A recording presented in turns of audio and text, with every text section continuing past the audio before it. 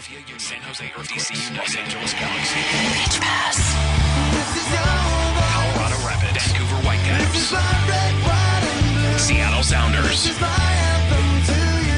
Montreal Impact, USA, New York Red Bulls. Pitch Pass, your all-access credential to the people that matter in MLS. Here's your host, Greg Roach.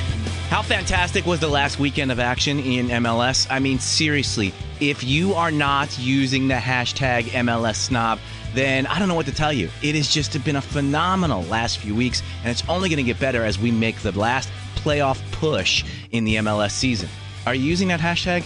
You should. Hashtag MLS Snob. Show your pride in your league. Gosh, why don't you? And then go to pitchpass.com and check out everything about this show. And if you don't follow us on Twitter while you're using that hashtag, wait, you can use hashtags on Facebook as well. Use it on Facebook and Twitter, hashtag MLS Snob. But follow us on Twitter, @PitchPass. I think you'll enjoy today's show, especially if you are knee-deep in MLS playoff push action. Two teams battling for a playoff spot, Philadelphia Union and Montreal Impact. We'll be focusing on those two teams for this edition of Pitch Pass. Later, we'll talk to Amanda Stein, who covers the Impact for TSN 690 in Montreal. But first, we head to Philly, where the Union are in the middle of their playoff push, and we'll talk Philadelphia Union, playoff push, Spanish, and more with midfielder Danny Cruz, who joins us right now on the show. Danny, how are you, sir?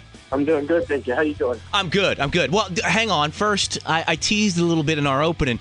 We didn't pull you out of Spanish class, did we? No, I'm done. Got done around 7 o'clock, so I'm good. Okay, so you're just wrapping up. So would you be comfortable conducting this interview in Spanish now? No way. I'm on my way though. Okay, Ask me that in 2 more months. Okay, so how does Danny Cruz decide I want to take Spanish lessons, and then where do you go to take the classes? So I actually I decided I wanted to do it. Obviously, there was a big Latin fan base, not only in DC but in Houston, and I'm still taking classes to try to get my bachelor's degree. And my academic advisor actually said, "Look, we need to satisfy multicultural credit. Why don't you take some sort of foreign language?" And I'm like, easy. Why don't I do that? So I actually found a class here, a community college here that has a Spanish class, and I prefer to learn hands-on. So I go to the community college here twice a week and just kind of learn.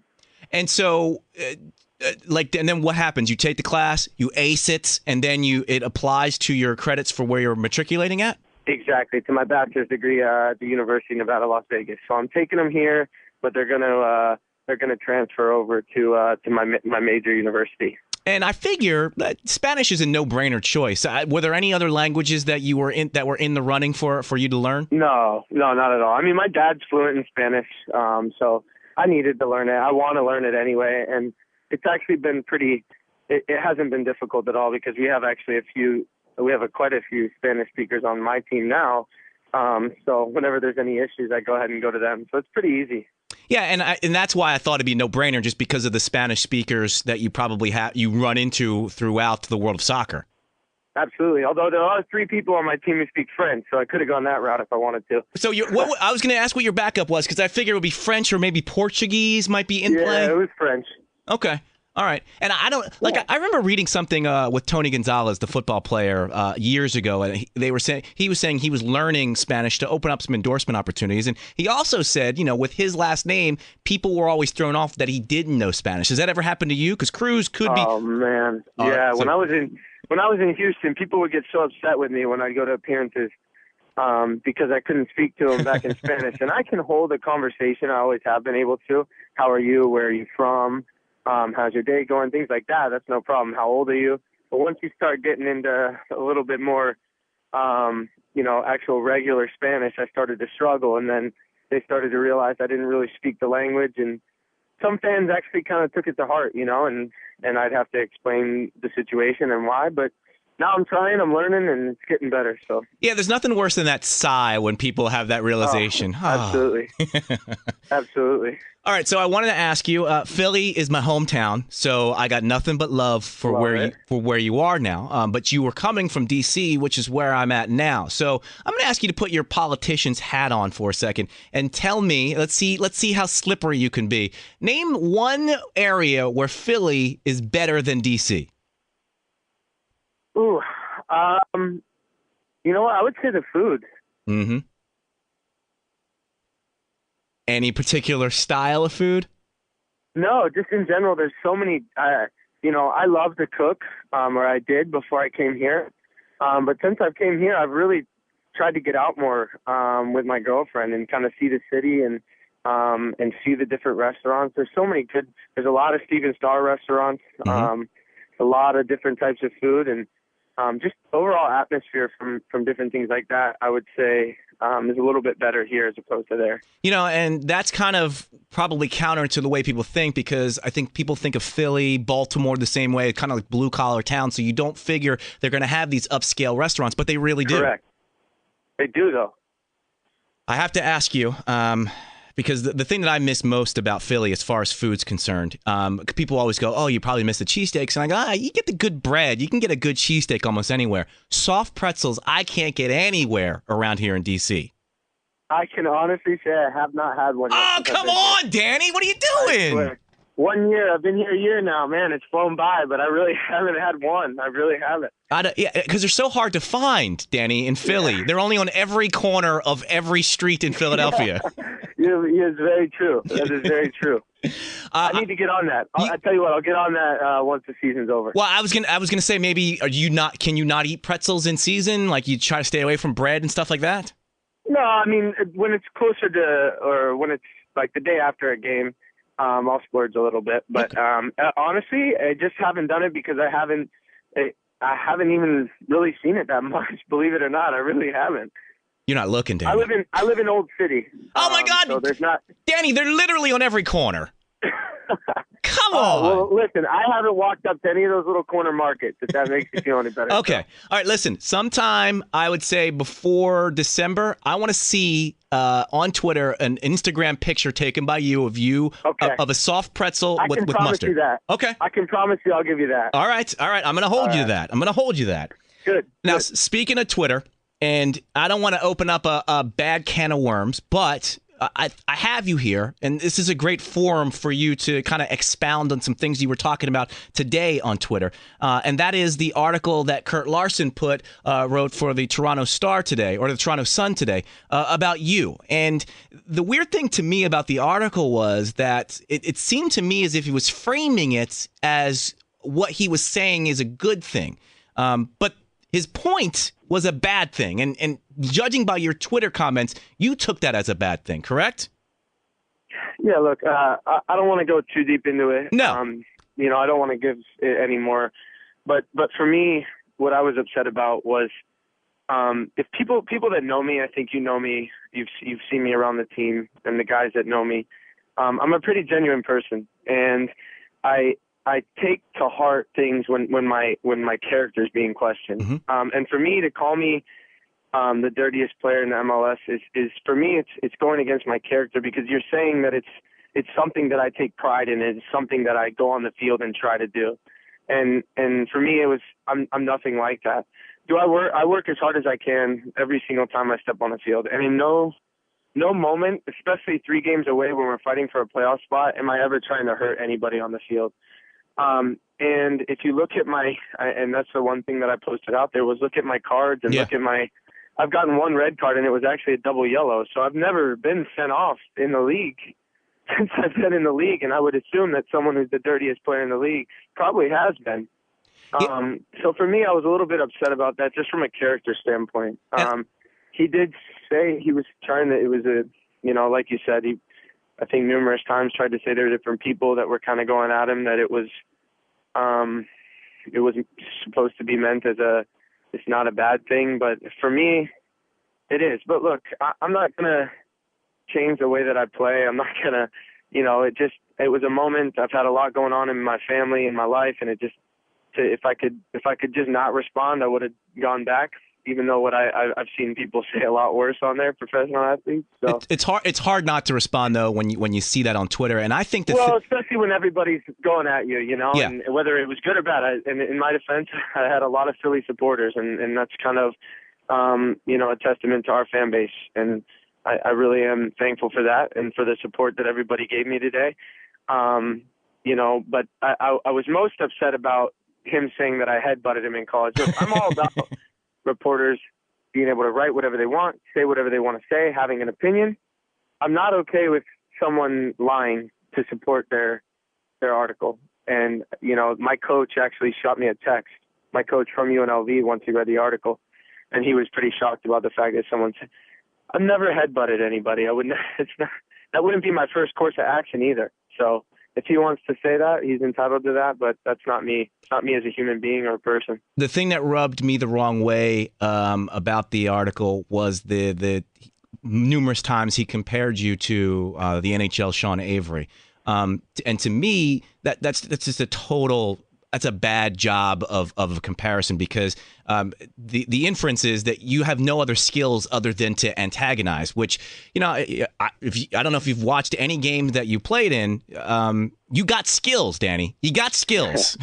I appreciate that. And you know what, though, to be fair, and I'll give him, to be fair to where it's due, he did say that I would, and in his defense, he did say that I was much more talented at my sport than Avery was at his. And I will, if you reread it, you'll see that. But look, he wrote an article. He's perfectly, I'm completely okay with that. I'm okay with him calling me a dirty player as well. I'm okay with him having that opinion. He's completely entitled to that. The only thing I took to heart and that I was upset about is that he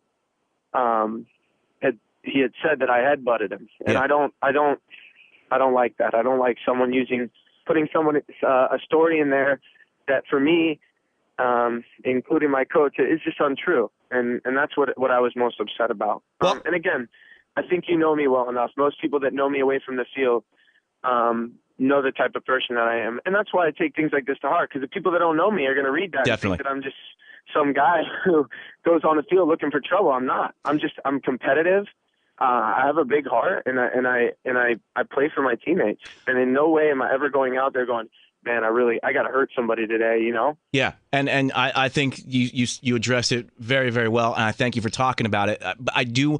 Let's change the focus a little bit, but ask you a follow up on that, because people. I think the first thing people will say when they use adjectives to describe you are gritty and feisty, but you can that connotation can be twisted to easily go to, oh, well, he's gritty, he must be dirty. What do you say when people continually call you gritty? Do you wear that as like a compliment, or do you think to yourself, well, wait a second, there's a lot more to my game than just being gritty or being willing to get stuck in? It's funny. I try to just look back. Look, I've been in the league a long time. Yes, I've been lucky enough to. I shouldn't say lucky, because I worked hard to be where I am, but I've been fortunate enough to play for some very good coaches. And every single coach that I've played for has had faith in me throughout the season. So am I gritty? Yeah. And do I bring something? Do I have certain strengths and weaknesses? Of course. But I'm okay with being on the field because I work hard, and because I'm gritty, and because a coach knows that no matter what, I'm going to do everything in my power to help our team succeed. And I'm okay with that, because you know what? At the end of the day, when we won an Eastern Conference championship in Houston, mm-hmm. when we're on our way right now to having a good year here, I don't care about what people are saying about me. I care about the accomplishments that I've been able to have with my teammates and my friends. And that's how I look at it, So no, I don't look at it as when people say, oh, he's gritty, I don't look at that as a negative thing. I don't really look at it at all, because I believe in myself, and my coaches in the last 5 years have all believed in me, and that's what matters to me. And I remember when you got traded from DC to Philly, I thought to myself, the Philadelphia, the city, and Philadelphia Union fans specifically are going to love Danny Cruz. And just judging by the way, again, back to your Twitter feed, it feels like it's mutual now. How great, or how much of a connection do you have with the Sons of Ben and the rest of the Union fans?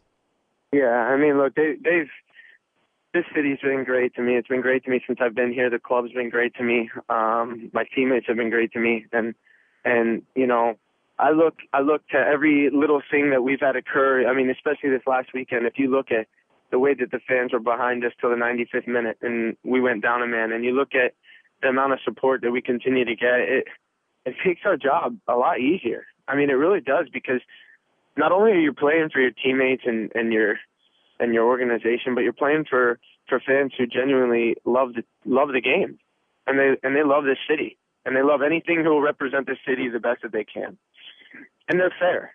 They're fair.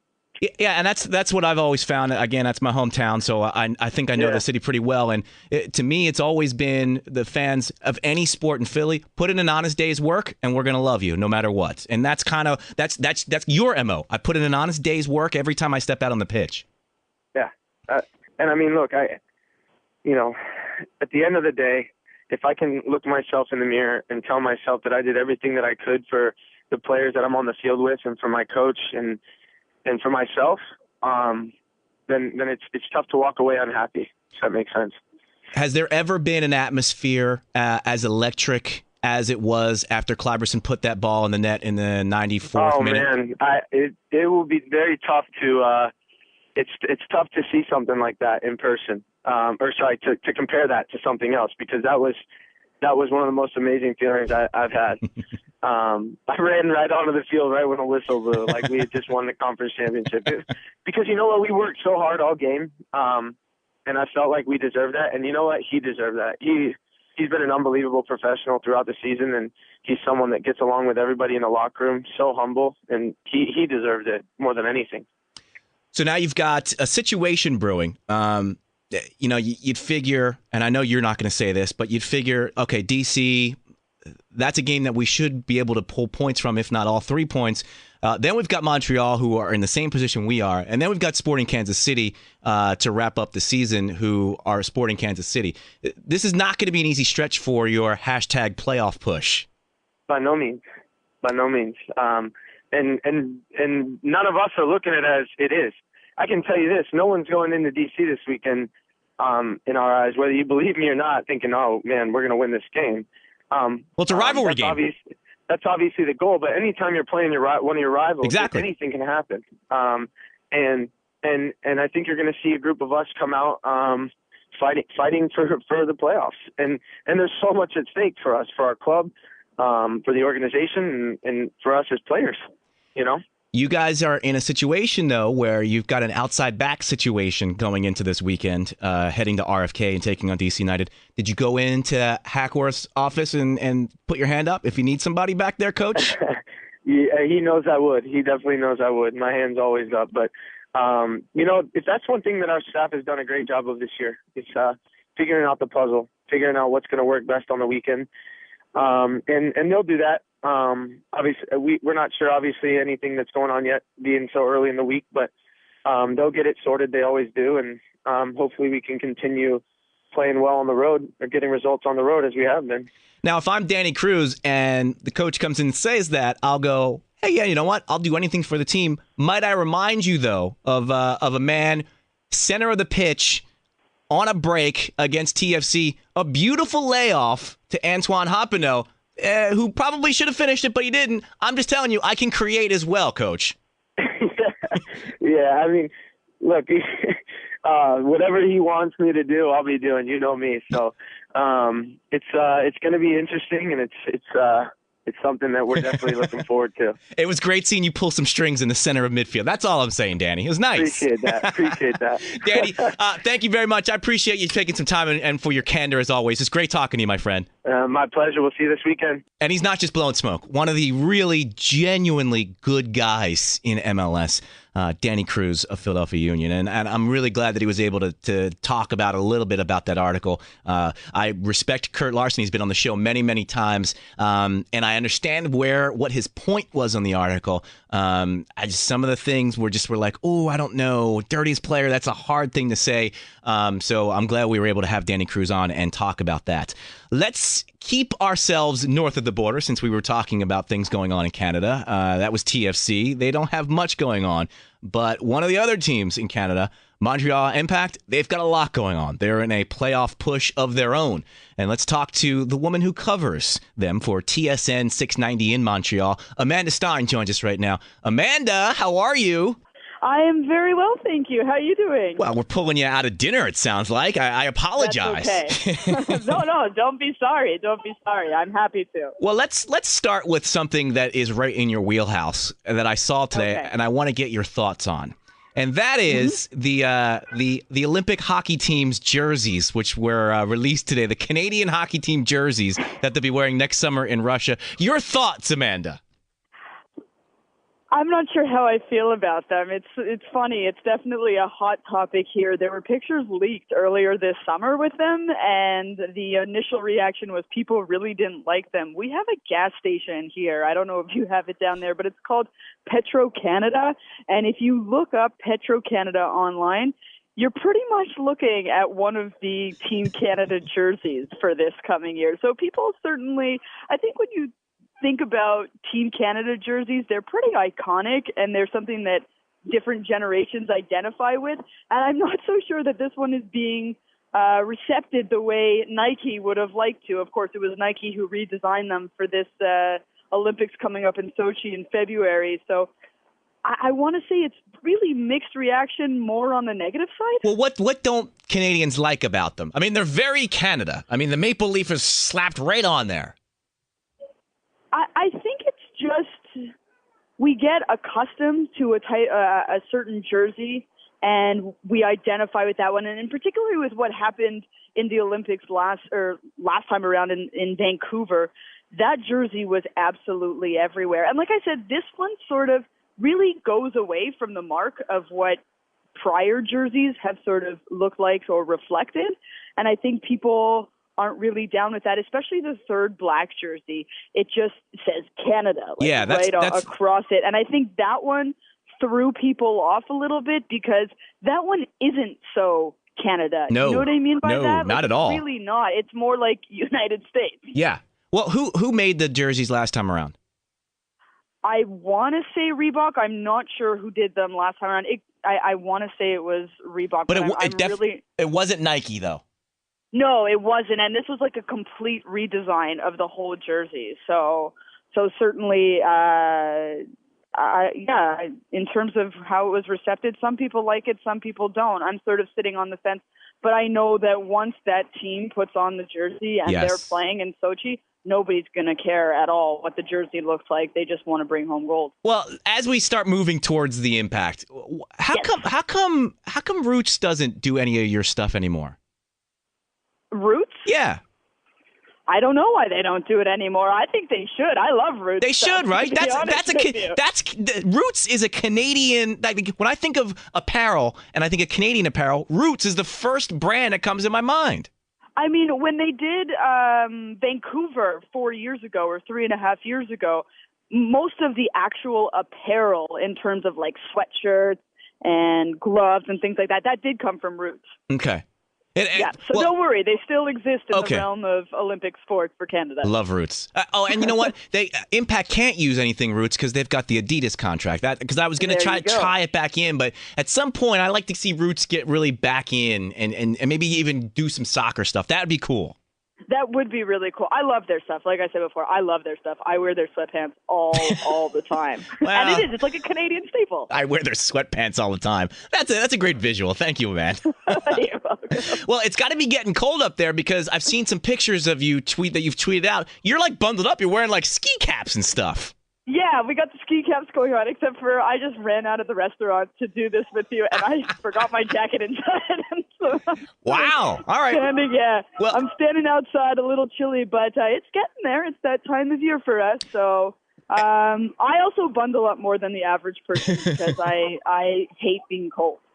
Well, and I kind of bring it back to the Impact because, outdoors, it's going to, if, this playoff run, even if they don't make the playoffs throughout the month of October, it's chilly already. They're going to be playing. And if they do make the playoffs, we're looking at November outside in Montreal. I don't know if that was something that everybody planned on when they brought Montreal into the league.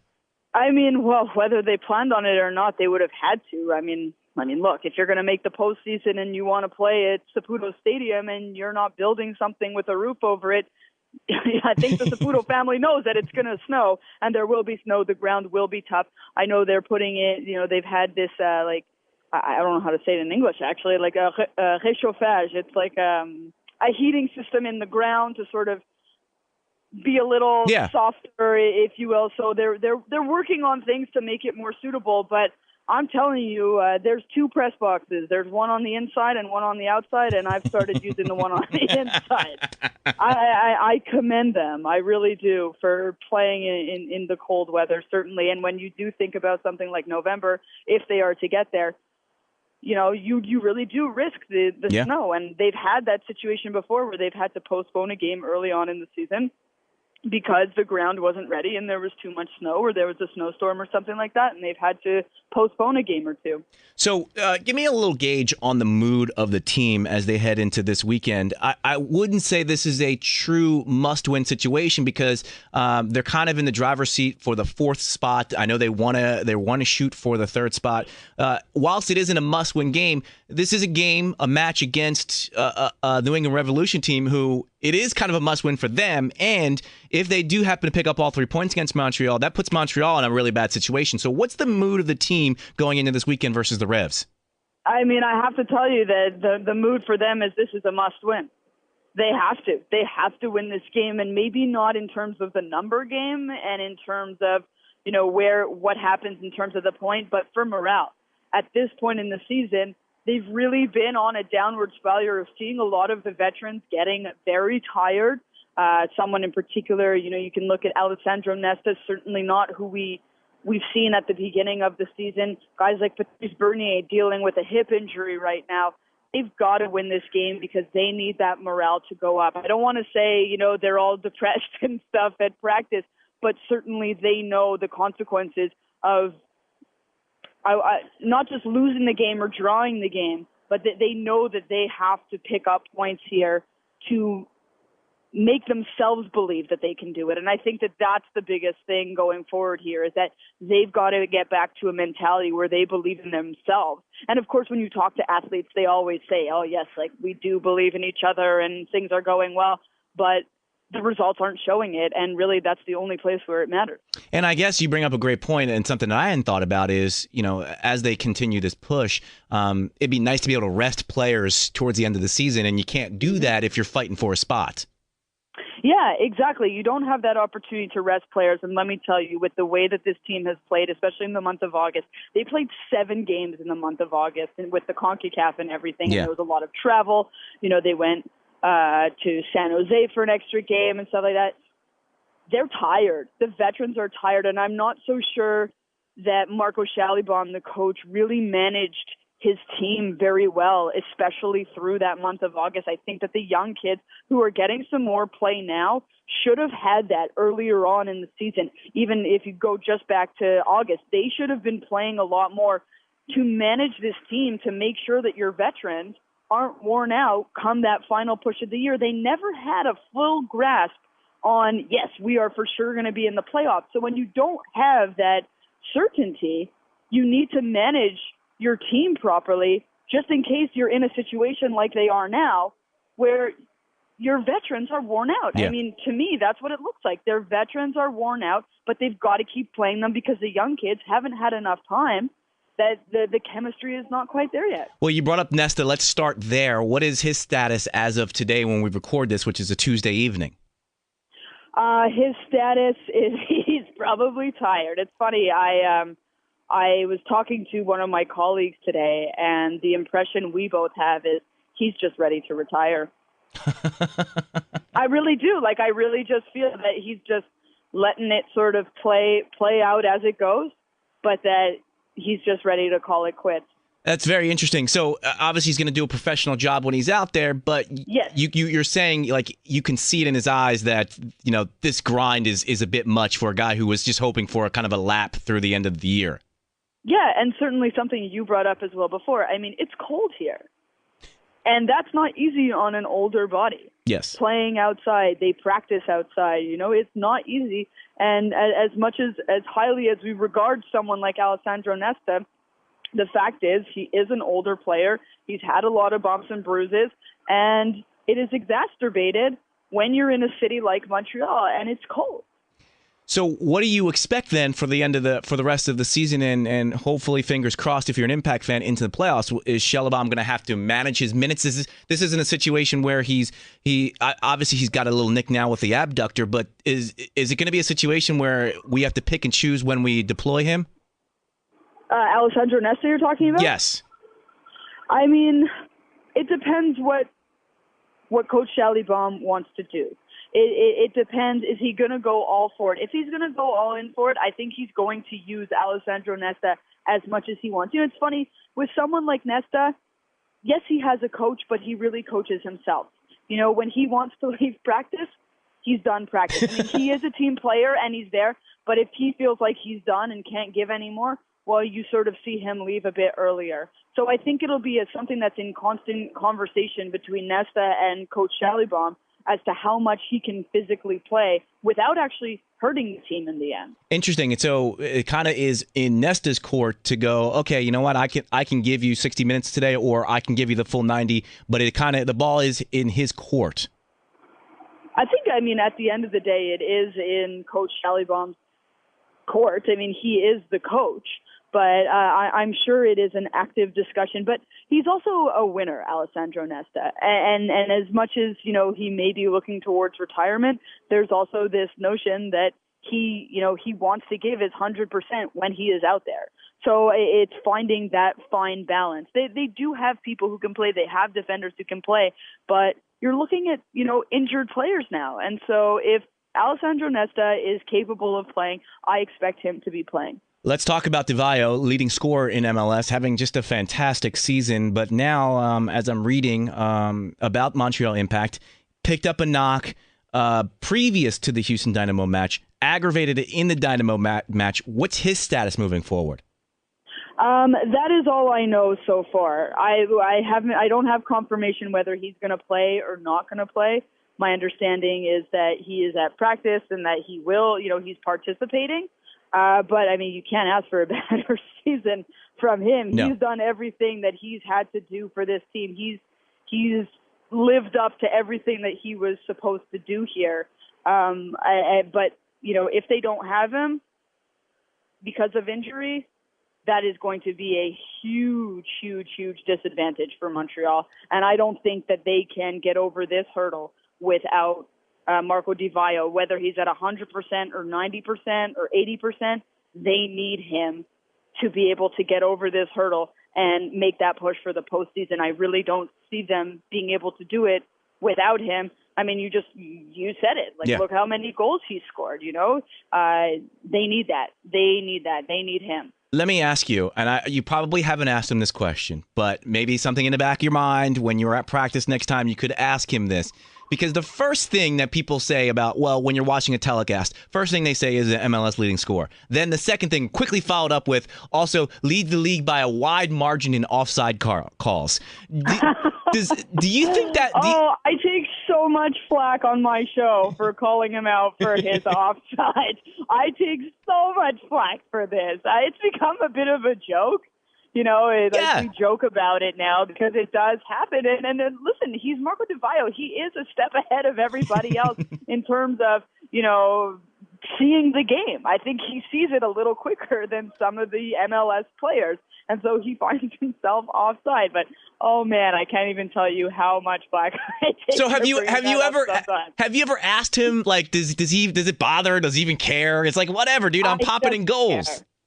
Yeah, I think, look, again, like with any athlete, you can bring up some sort of negative, but when they're really playing at the top of their game, like he is, scoring all these goals, he'll sort of look at you and be like, really?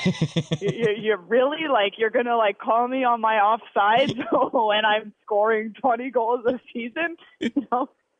All right, so let me ask you about one more injured player, and that would be Patrice Bernier, who was such a catalyst for the team at the beginning of the season, but has kind of had some nicks and knocks, kind of like what you've been referring to that a lot of the guys on the team have.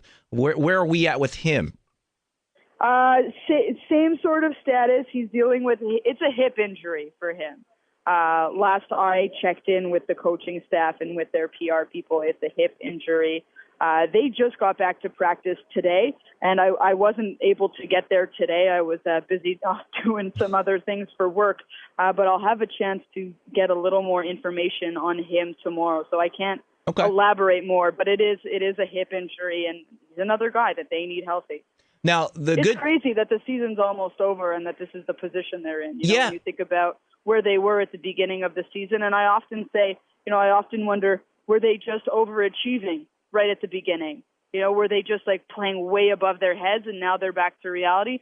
I don't know which one is the real team. Well, I mean, we talked about it whenever we talked, which was maybe June or May. And, you know, my concern for the team was the age and whether they had a full season in their legs. And, you know, it's kind of being borne out right now. They're kind of hanging on. And luckily they had such a strong start because if not, they'd be probably out of a playoff spot now. But now it's just hang on and all hands on deck to get to the playoffs.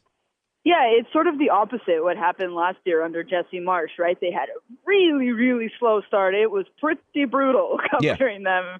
And then towards the end of the season, the final 6-7 games, they really found their ground and they really started gaining that momentum. Well, now we're seeing the opposite this time where they came flying out of the gates.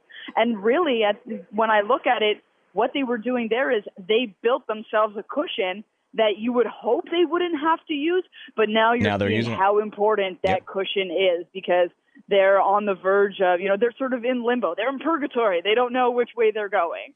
And that is all thanks to what happened at the beginning of the season, that they've given themselves a little bit of breathing room, but it's certainly caving in on them quickly. Now, the good news is it seems as if Bernadello is back to full fitness and is available for selection for the weekend. I would imagine if this were a perfect world that Schellebaum would probably want to hold him out or at least save a cameo appearance for him, but it may be a situation where he's going to have to use him. Well, that's just it. I think we talk about Duvayo and people like Bernier and people with bumps and bruises who may not have the chance to play either the full 90 or at all. But having someone like Hernan Bernadello, who hasn't played that much with this team, when he came over, he was a big acquisition in the middle of the season, and then unfortunately got injured really, right after he came over here. But he's someone that they can certainly rely on. He's sort of another spark. And when he did get a chance to play earlier on in the season, we saw a lot of good things from him. We saw that he was meshing well with the other players. So he might be the saving grace in this season in terms of making that last push, giving someone like Marco Di Vaio a little extra support in terms of goal support. So certainly having him, I think he will probably have to end up playing the way injury things are looking. Maybe not the full 90. I think he's going to have to be integrated in, but certainly I do expect him to get some time in these final games. Okay, so let's set it up before I let you get back in and finish up your dinner. It's on the good side for Impact. They are in that slot ahead of the other teams jockeying for position. They do have a game in hand on most of those teams. They actually have 2 on the Red Bulls, but I don't think that's going to come into play very much.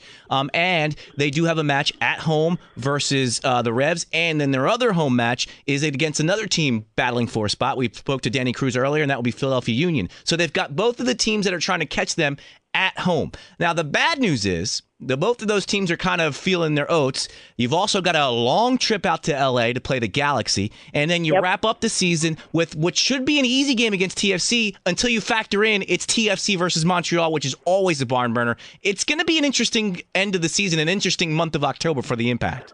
Oh, it certainly is. And I think you hit the nail on the head there with TFC. A lot of colleagues that I've spoken to, I had a chance to actually speak a lot of Impact today with some colleagues, and we all sort of circled that Toronto game.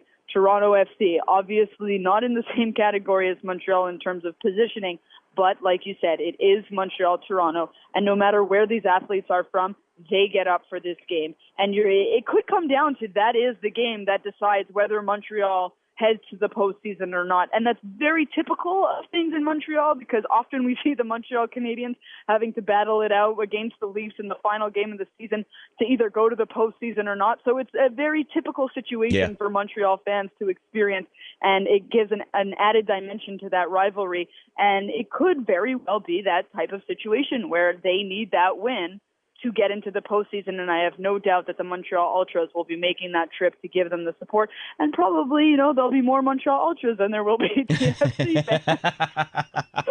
Now, I know that the Canadians are back in action, so they're taking their rightful place at the top of the food chain, but is the team excited for the impact in the season that they've had? Yeah, I'm sorry, the city. I mean, that's it. Nobody's ever going to come into this city, and I don't think the Saputo family ever imagined that they would surpass the Montreal Canadiens. It's just not something that is ever going to happen, I don't think, in my lifetime. And they're doing a good job. They have a niche. They've really targeted their fans, and Montreal Impact fans are there, and they show up. And so I don't think attendance is really a worry. And really, Montreal, in terms of the Impact, and the Alouettes, our CFL team, our Canadian football team, and the Impact, they've really managed to create these schedules where there really is no conflict, where you're giving people the options. And I know that Montreal like races to the playoffs. Montreal fans like that, and they will be there to support the Montreal Impact 100%. I have no doubt. But yes, Montreal Canadiens certainly take the cake over here. Where are you eating at this evening? Oh my gosh, my favorite Chinese restaurant in the city. It's called La Maison Chung Mei. It's on Queen Mary. I don't know if anybody's ever here. Next time you're up here, we'll have to go. It's 5055 Queen Mary. It is fantastic. I love that even a Chinese restaurant gets a French twist on their name. That's very nice. Yeah, I know. Amanda Stein, thank you so much. I'm sorry we pulled you away, but get back in and finish up your food. We'll talk to you later on in the season, hopefully. Absolutely. Thanks so much for having me. This is your voice. This is my red, white, and blue. This is my anthem to you. For more show information, go to pitchpass.com.